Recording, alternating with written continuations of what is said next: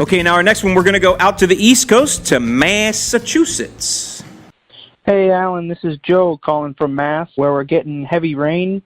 I know it's not good to mow when the grass is wet, but is there a point where you just have to suck it up and kind of just do it, taking in, that 1/3 rule?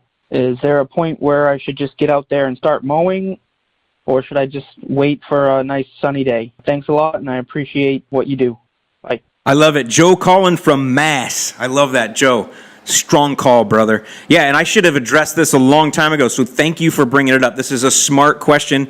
You guys are getting a ton of rain, even all across the Midwest. They've been getting a lot of rain as well, even some snow up till last week. But yes, all of the rain that you're having.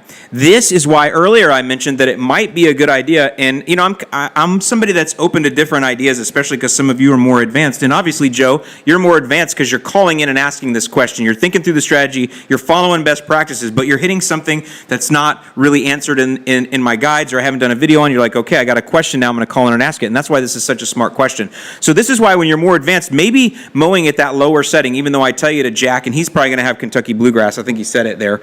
But either way, Kentucky Bluegrass or Tall Fescue, if you mow it at that 3-inch mark and now you have all these rain days where you have to skip a long time, again, it goes back to having more of that leeway, having more of that fudge factor available to you because your mower is not constantly jacked at the highest setting.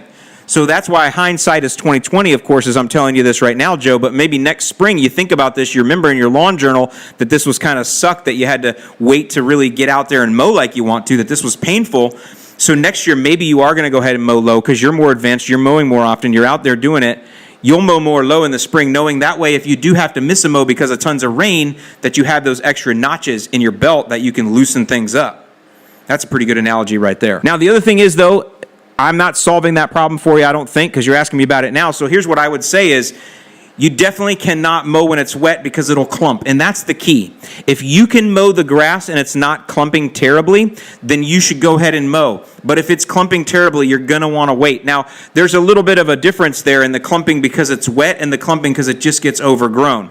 Once the rain stops and it's overgrown, it's probably going to clump, and you're going to have to triple cut, double cut, triple cut, whatever you got to do. Catch the clippings, get them out of there. We don't want any clumping, but the actual mowing in the rain, that's how you judge, is it too wet or not for me to be mowing out here, is if you're getting those wet, thick clumps. And you guys all know what those wet, thick clumps are because they'll sink down in the lawn and you can't get them up. Even if you wait for those wet, thick clumps to dry out and you go back and try to mow them up, they won't get sucked up. They get right down in there and they will cause a dead spot. So the problem there is the clumping. So Joe, as long as things aren't clumping, you can get out and mow. If it is clumping, you're going to have to wait.